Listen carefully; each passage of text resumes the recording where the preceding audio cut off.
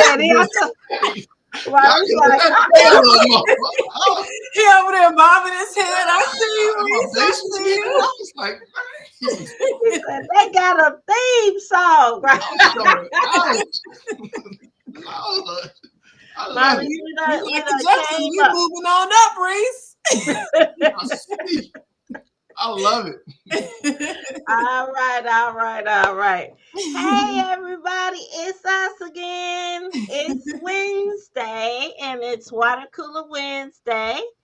And my name is Deanne Branch, and I am with Allure Dream Homes, brokered by EXP. And I have with me my co-host. Wrong side.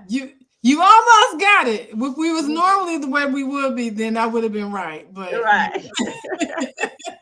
Hey everybody, it's Lisa J, the House Money Mama with Nexa Mortgage, where brokers are better. And we're here tonight again on another Water Cooler Wednesday with a great guest. So excited to have him back. We're so excited. Today we're going to talk about boosting your credit. So last week we talked about what the minimum scores were needed for the different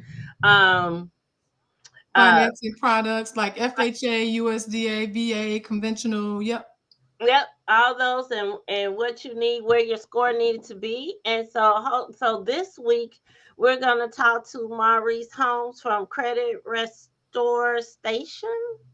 Did I say it right? That works. That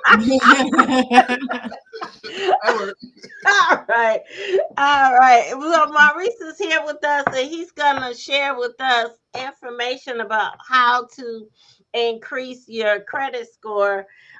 Typically, Lisa and I, we always talk about our team and how we definitely work with different members in order to help you get through the process. And Maurice is always the first stop. So if you can't go to Lisa directly, we send you to Maurice, and Maurice is there to help you get you where you need to be so we can do the things that we need to do. So, hey, yes, ma'am. Always a good time hanging with y'all. And especially now that we have theme music. I need that on CD. Well, you only one. Maurice, tell everybody a little bit about yourself. So, sure thing. And your business name that I butchered. Yeah, you butchered it a little bit, but it was close enough. My company is the Credit Restore Station, so you just missed the. But okay. So yeah, I've been dealing with credit since about 2007. I started helping people in about 2010. I'm not just the Credit Restore Station owner, but I'm also a client. As I started with 27 collections and 3 judgments on my credit. So I'm no stranger to bad credit, but I'm also no stranger to good credit. So, it definitely is doable. Reviving my own credit situation was motivating and inspiring. To be able to purchase a home is something I wanted for others. So I had to test to see if all my research and studying and testing that I did on myself was something that really worked. So I began doing it for people in my church, friends, and family. And when I realized I had a little something, I knew what I was doing. Then I went on ahead and started a business out of it and been going strong ever since. So that's pretty much my background. I've helped a lot of people, whether it's purchasing homes with House Money Mama and Dion Branch and the Lord Dream Homes, or trying to get into a vehicle, help you from every step of the way to getting that financing for that vehicle and how not to let your credit get ran 350,000 times. Yeah, that's right. But I know we're not here today to talk about purchasing a vehicle, especially if you're trying to buy a house. Right. Yes. Not at all. So yeah, that's just a little bit of my background in the credit field. So learned a lot, have a lot to offer, and definitely love giving out free guidance, advice, and direction. Okay. Well, we like receiving free guidance and direction. And I'm sure that our viewers would like that as well. Yes. So what's a tip that you might have to give to somebody who wanted to quickly begin to increase their credit score and improve their credit bureau report?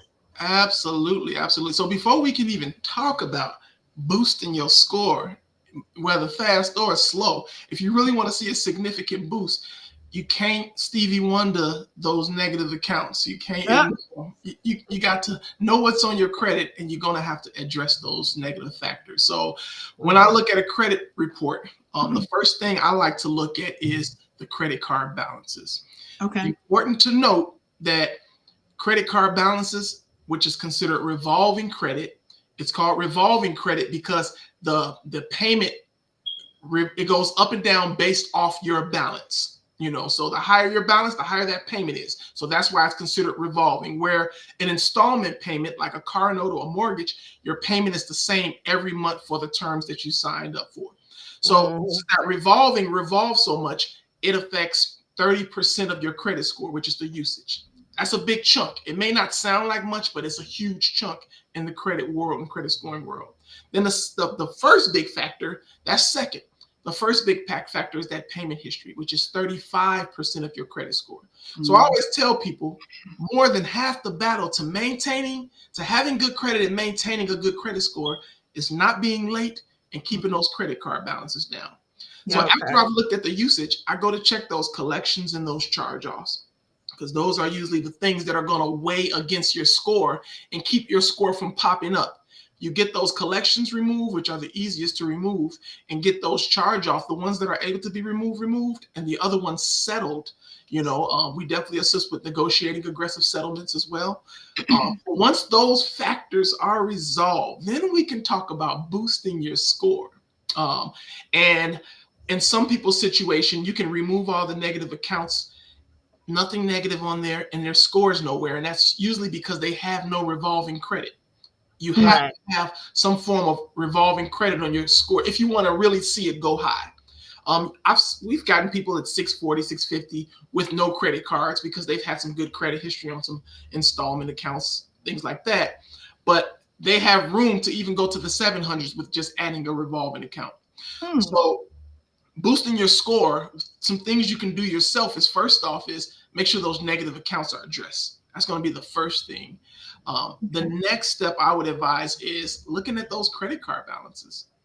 Well, I have a question. When you say make sure the negative accounts are addressed, what do you mean by that? Do you mean that you would have to maybe delete all of the bad credit from your report? Is that what you mean when you say addressing it? So addressed in two ways. Collections, easy to remove. It's best that the collection presence is just not on there at all, because as a lender, when you look at that and you're trying to borrow money from me, I'm going to look at it as, okay, you got these collections on here. So this means that these people didn't get paid. Even if you pay a collection, they didn't get paid. It went to collections, and it took it going to collections in order for them to get paid. Yeah. Do I want to go through that? So collections are the easiest accounts to remove. But it's those charge-offs that are still owned by the original creditor. So those can be a challenge because it's easy to validate the information and verify the information. If you're the original creditor, you have contracts and everything that was originally signed. So it's a lot easier for them. So getting those accounts that are able to be removed, and those accounts that are unable to be removed, getting them settled. If you pay an account in full, or if you settle the account, you're still going to get the same amount of points from that resolution of that account. So I always tell people, just go with the settlement on a charge off if you need to end up paying that account. So Maurice, how do I get to see my credit? How can I check that out? Important. You can't fix a problem that you're not aware of. so that's important. That's important. Some people are just scared to look at it. It's scary. It's right up there with the IRS. So it can be scary though. Right. But there are multiple ways to see your credit, and I'll give some free ways to see it. A lot of people know about old school annualcreditreport.com. Never been a fan of annualcreditreport.com. They won't give you scores, and you really need to see those scores. But it is a good tool to get that one free annual credit report from all three bureaus. But it's not necessary. When you can go directly to, my favorite is Experian.com. Through Experian.com, you can sign up with Experian and get the free Experian account Don't pay for it. Mm. The free account has more benefits than the paid memberships. The paid Okay. membership is going to give you a 3 bureau report once every quarter, and some of those paid memberships don't even give you that. But with the free account, they give you a free trial upgrade twice a month where you can upgrade your account, view all 3 reports, all 3 FICO scores, go straight to your account settings, switch it back to free. And then in, what is it, 14, 15 days, you're going to log in. It's going to say, review all 3 for 7 days at no charge. I've been doing it for years. Why pay when they offer that? Why pay for credit reports when you can get a 3 bureau report twice a month at no charge? I teach all my clients how to do that. And with so many people doing it, they ain't changed it still. So take advantage of Hey, it.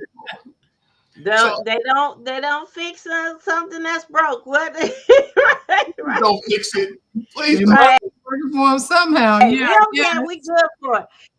So we go to Experian and then we just register for a free trial. Is that what you Yeah, well, you said? create your free account if you don't have the account. But if you do and you have the free account, when you log in, it usually is going to give you that option to upgrade and do the free trial to see all 3.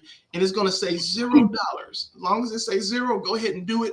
But make sure you go right to the account settings because it will try to charge you whatever card you have on file in 7 days. So I usually keep a Cash App card for Experian, and I keep it locked just in case I forget. Okay. No money coming out of my account accidentally. But Experian.com is definitely the best route to go with viewing your credit reports because they will also show you a FICO 2 score if you go to the scoring section of Experian. They'll only give you the FICO 2 mortgage score for Experian. They won't give you all 3 for that, but they'll give you the FICO 8 scores. And in my experience, I usually like to get a client to about 650, 660, the lowest 650, but ideally a 660 or above before I would send them back to Lisa because I know when she pulls she's going to see lender scores and we're going to see consumer scores, and the lender scores are typically lower than what we see. So Experian, and then the other one would be Credit Karma. And I wouldn't depend on Credit Karma for scores because they use Vantage scores. And there is no advantage to Vantage scores because most lenders don't use a form of Vantage anymore. A lot of auto lenders used to use them, but it will give you an idea. If you see your Credit Karma score increase, 9 times out of 10, your FICO score increased also. So you can use it to gauge that your credit is improving, and it is factual in the information that is reporting. So to know what the accounts are, what your balances are, Credit Karma is a good tool to monitor your Equifax and your TransUnion reports for those purposes. Okay. All right. So you mentioned something that we kind of talk about often is like the FICO score. So we always tell them that the lenders looks at a different FICO score. So Lisa, you want to kind of share a little bit about that, or is it just a different score that you all look at? It's a different scoring model. That's what it is. Mm, So, okay. because they have an algorithm that they use to calculate the scores, and so the components of the algorithm are different depending on what kind of financing you're applying for. It's different for automobiles. It's different for mortgages. It's different for credit cards. It's depends on what you're applying for as to what that algorithm is going to be. So, but typically as a mortgage lender, my scores are going to be lower than what you'll see as a consumer score. Can I add something to that? Yeah, absolutely. Just in those differences, well, I'm not going to go with the different FICOs, but I'm going to go from a FICO 8 or just a FICO score to a Vantage score. One of the differences, like people will log into Credit Karma and see their score saying a 650 and run to the car lot, and the car dealer telling me it's a 589. And one of the reasons is it's the way, like she said, the algorithms and the calculations. So under Vantage scores, credit utilization or revolving credit is only factored in at 20%, where FICO scores is factored in at 30%. It affects 30% of the score. So because credit card balances affect a lower percentage on Vantage, that's why your Vantage scores appear higher than your FICO scores. Okay. Yeah. I just learned something. I didn't know that. Yeah, Vantage is only 20% and FICO is 30%. So Okay. All right. So that's really You good. heard it here first on Water Cooler Wednesday. Right? You heard it here first. That's right. Getting you up on the credit game, getting you up. Y'all getting the most up-to-date information. That's right. All right. So, Maurice, what other tips can you give us? So let's say after we've addressed our negative factors, because some people think this next thing I'm gonna talk about is the alpha and omega of fixing credit. It's the be all and all. This is the way to boost your score, and that's trade lines. And I want to talk a little bit to those. But after you've addressed your negative factors, you've looked at your revolving credit and got it under control, and your score is still not quite where it needs to be. You got those collections resolved. The next step would be considering adding what's called a trade line. I say considering because trade lines have their place. I always look at it like the mechanic, the auto repair shop. I'll have somebody call me and say, "Can I buy a trade line?" And I'll ask them, like, is your credit profile, in the right condition for a trade line? You want me to look at it first? Some of them be like, "No, I'm good. I just need a trade line." And I'll be like, "Please let me look at it," because the last thing I want to do is see somebody waste money on the trade line, where you can. So it's like I said, it's like the mechanic. If you go selling them, you need a starter, but you needed an alternator, and they put that starter on there. It's on you, So get that diagnostic. So let me diagnose first. Right. So with the trade lines, what trade lines are, it's basically piggybacking off someone else's credit card that's in good condition to boost your score. So the example I always like to paint is my daughters. When they turned 18, they had 0 credit scores. I pulled reports just to show them that their scores were 0 because they had nothing on it. I didn't put no utilities in their name, so they didn't have nothing on there, So, thanks, Mama. I'm just kidding. Yeah, we ain't gonna talk about that. That happened to somebody I know. Okay. So I showed them that. It's like, what you mean? I was only 5. How I get utility? Right. So then I added them to one of my credit cards. Now this credit card I added them to had a high limit, no late payments, and mine at the time had a 0 balance. Under 10% is ideal, but 0 is the best. So once I added them to that card, I waited till about 5 to 7 days after the due date, which is usually when it reports on the credit report. It updates on the credit report. And I pulled fresh reports for them, and my account only was now showing up on their credit, and it boosted their scores to 720. You're going to see between 720 to 730 across all 3 bureaus on an empty profile when adding a good trade line. So that's to paint the picture of what a trade line does. But with the trade lines, there's pros and cons. If you add a trade line to your credit and you can't impact that person's credit that added you, but they can impact yours. So if they begin to be late, guess what? So are you. Your credit will get a hit on that account right along with theirs. If they increase the balance and that credit usage goes up 30%, their scores is going to decrease, but guess what? So will yours. If they just default on that account, go 30, 60, 90 to charge off, you're going to see the same thing on your credit. So those are the downfalls. But what I've learned when I tell people about trade lines after doing an evaluation on their credit, I always say we may have to consider a trade line if needed, but we can discuss that after the repair. Because in most cases, if you resolve the negative accounts, you're going to see increases from that. If you reduce the credit card balances drastically, not that minimum due, you're going to see increases from that as well. And in most cases, negative accounts gone, revolving balances are decreased. Your scores is usually going to be at a fair place as long as you don't have recent late payments.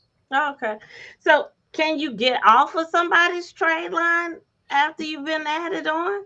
You can, but different credit card companies do it differently. Some will just close the account and it'll show 0, but some of that credit history from that trade line is still showing on there because the account is still on your credit profile just as closed. And some lenders will remove the whole trade line from your credit.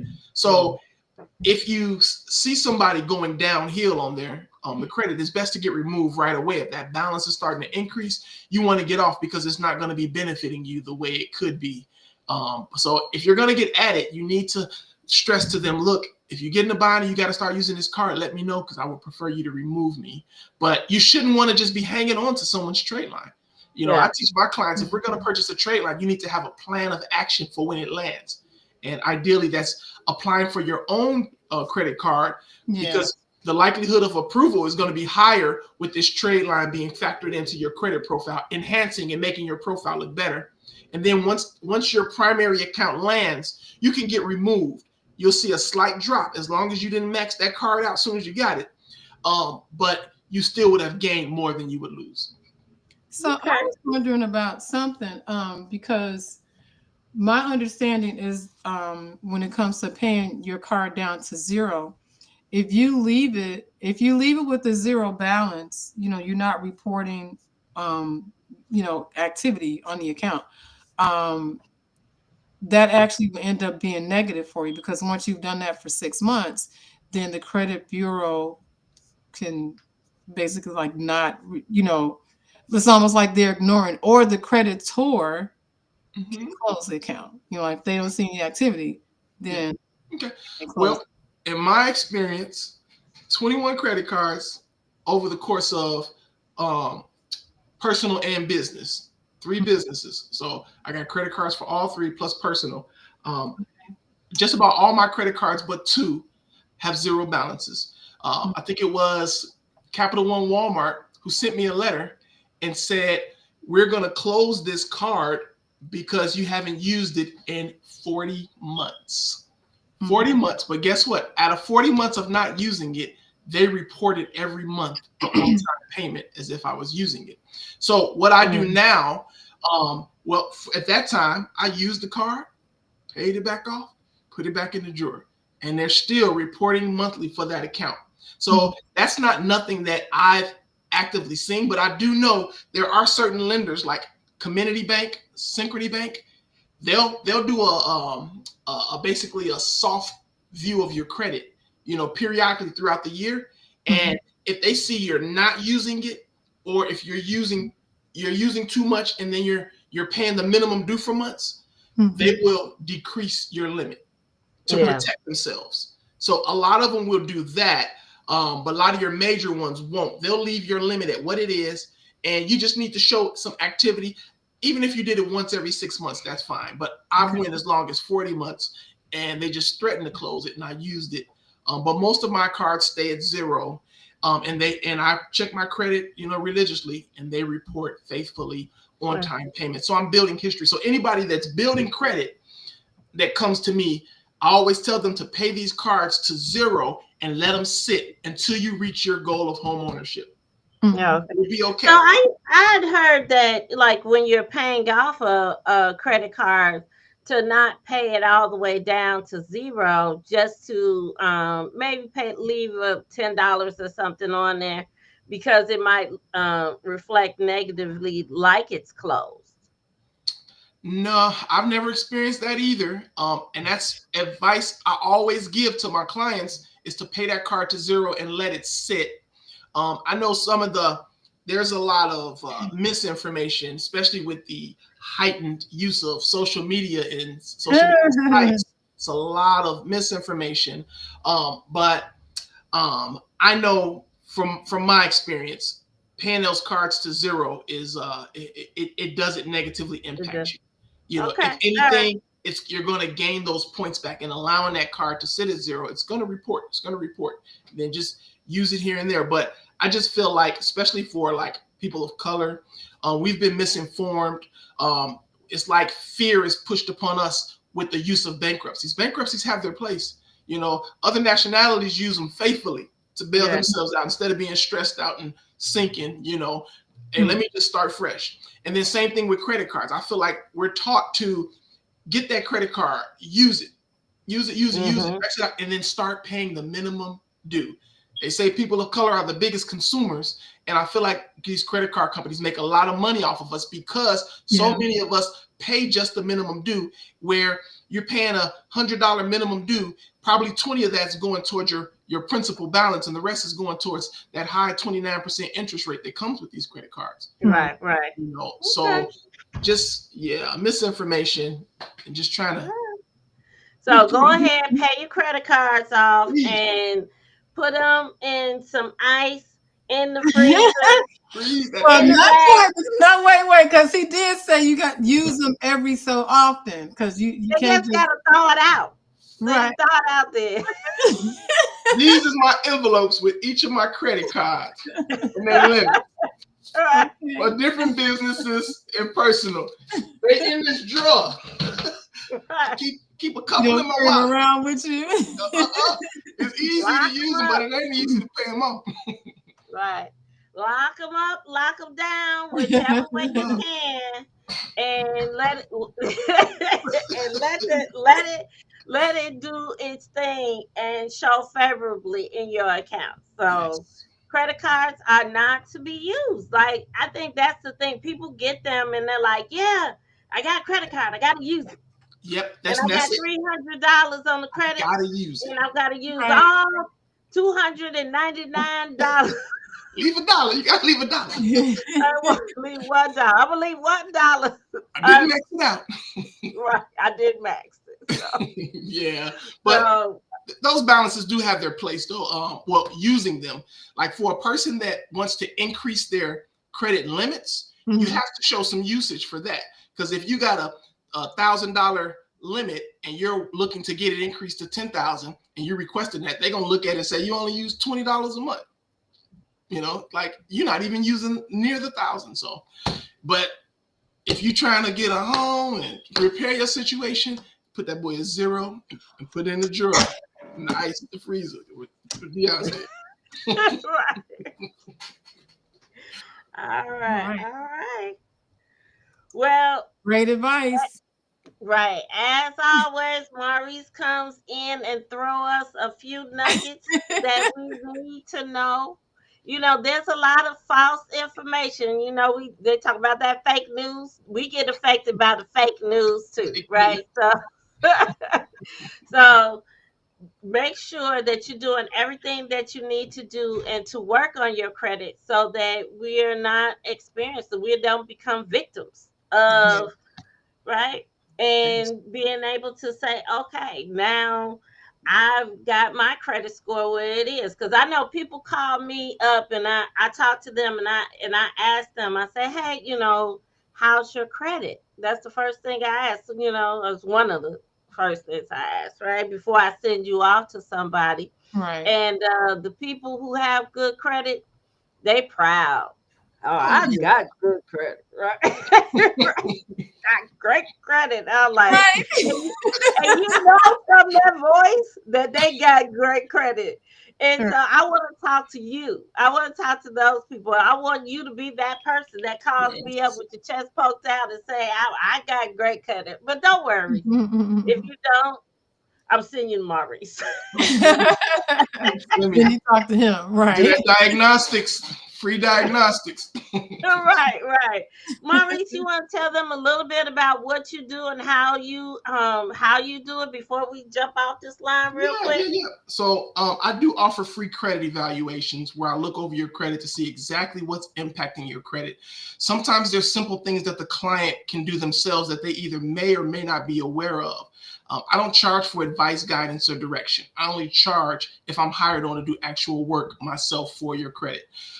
So that free evaluation is definitely where we start. Dion or House Money Mama over here will connect you with me via three-way text, email, and we can get you started on that evaluation. And after we look things over, I'll be able to better advise on what can be done. If there's things you can do yourself, I'll advise you on that. Or after I've done an evaluation, giving you a quote for services on what I can do to help you, and you decide you want to try and do this yourself, I'll give you guidance and direction along that journey. You know, I'll lay out a DIY blueprint on where you should start, just to kind of help give you some guidance and direction. Because I love to see people wanting to work on their own credit because they're going to learn, you know, first how to fix it. And then once you've put in the work to fix it, you're going to also maintain it, you know, because it's like cosign. I always tell people never cosign. because if a person don't work and earn something, they're not going to care about it if it's yours. If they can't get it on their own because their credit jacked up, they'll jack yours up just as easy. So don't coast. As good as it may sound, they're gonna paint the picture. I'm gonna do everything. If you need a ride, I'll come pick you up. So that's don't do it. Don't do it. Maurice is still your right number. They can call you. That is my company number. But if you want to reach out to me, I would prefer you to reach me directly on my cell phone at 773-679-2162. That's 773-679-2162.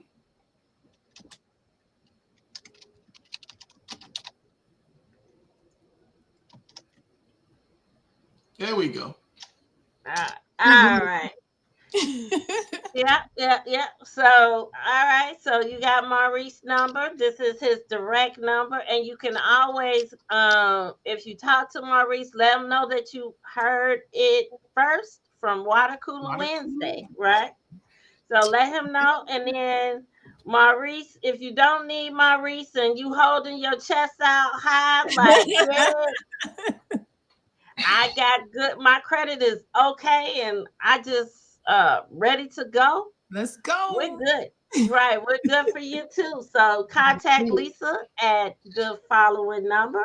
Let her know you heard it first from Water Cooler Wednesday. So, all right. And then you can always contact me and I can direct you and we can have a conversation on how to make a plan. Lisa makes a plan with us too, as far as I'm not ready right now, but I want to buy a house in at least 1 year, right? Yeah. It's still time to give us a call. Don't wait until you're close to the year because we give us a chance to look things over and make a plan for you. Get you to Maurice where you need to be if you need to be there.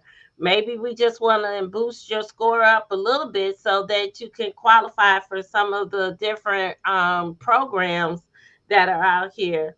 So there's always a plan and there's always something that we could do for you. Yeah. All right. Absolutely. Yes. So we're excited. Another Water Coolers Wednesday for the books. And thank you for joining us. And now our outro music. Let's go.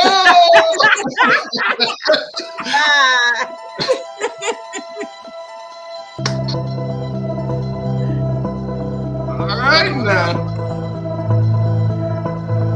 Turn my bass up.